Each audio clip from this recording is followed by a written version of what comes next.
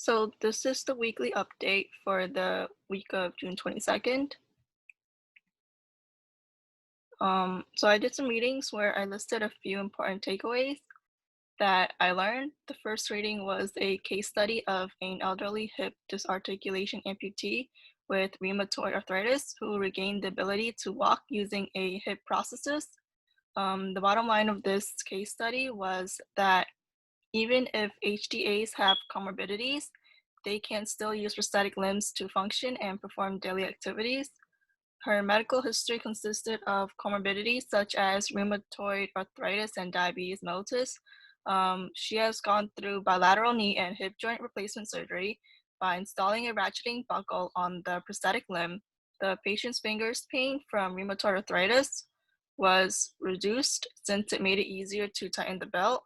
Additionally, the knee lock release wire was operated with the palm instead of the fingers.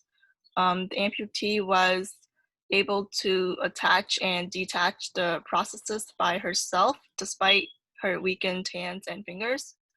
This leads to the next point of how prostheses can be modified depending on the person's comorbidities and physical and psychological state. I did another reading on the biomechanics of the hip disarticulation processes. Previous papers dealing with the biomechanics of the processes have only indicated force directions, but this one includes magnitudes as well because they got more experimental data. This is important because it provides information on the approximate value of load actions for when designing prosthetic devices. I also learned that an important aspect of the processes is that if a line is drawn through the centers of the hip and knee, it will hit the ground at about 20 millimeters behind the heel. This is to promote knee stability. Next, I read about the Helix 3D hip joint. I learned that depending on the knee joint used, the prosthesis can become unstable.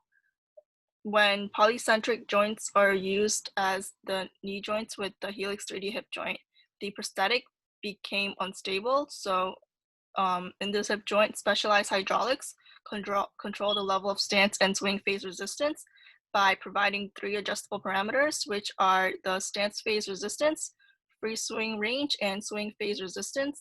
These parameters adjust step length from very short to very long. I also read the back and lower limb exoskeleton amendment. Um, so what I'll do next is that I'll read about four-bar linkage for a knee mechanism dealing with bench alignment and knee stability. There are different classes of four-bar linkage mechanisms, and each of them have their own functional advantages as well as limitations. I'll also read about the mechanics and energetics of walking and running on uneven terrain to learn how and why the energetic cost for locomotion on uneven terrain is greater than on smooth surfaces. There are also many potential factors that can contribute to this, so I want to know what they are. I'll also read about the design, manufacture, and fitting of a prosthesis. This includes how the sockets are created as well as the components that make up a prosthesis.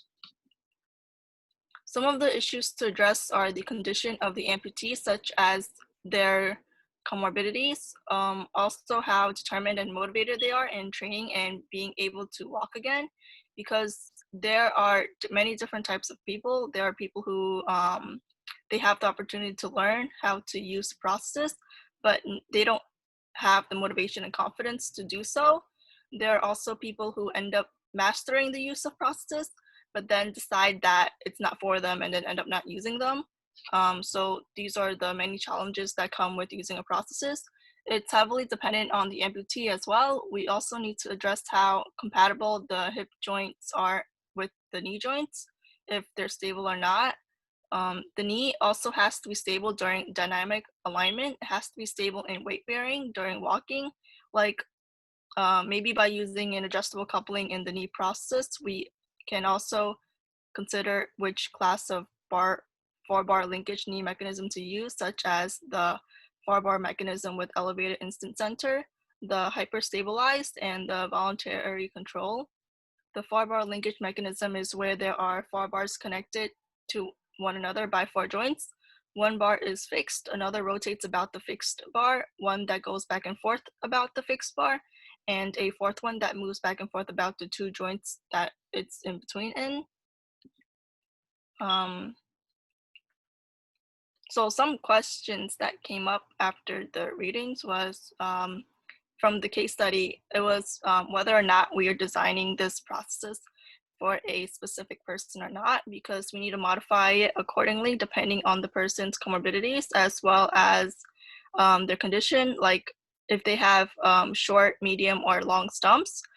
Also, with the different classes for our linkage mechanisms, there are which one we will be using, for which one is the best for our purposes, and how are we testing the design and obtaining data, like do we have the subjects, or what data acquisition system are we going to use in order to get the gate data and stuff.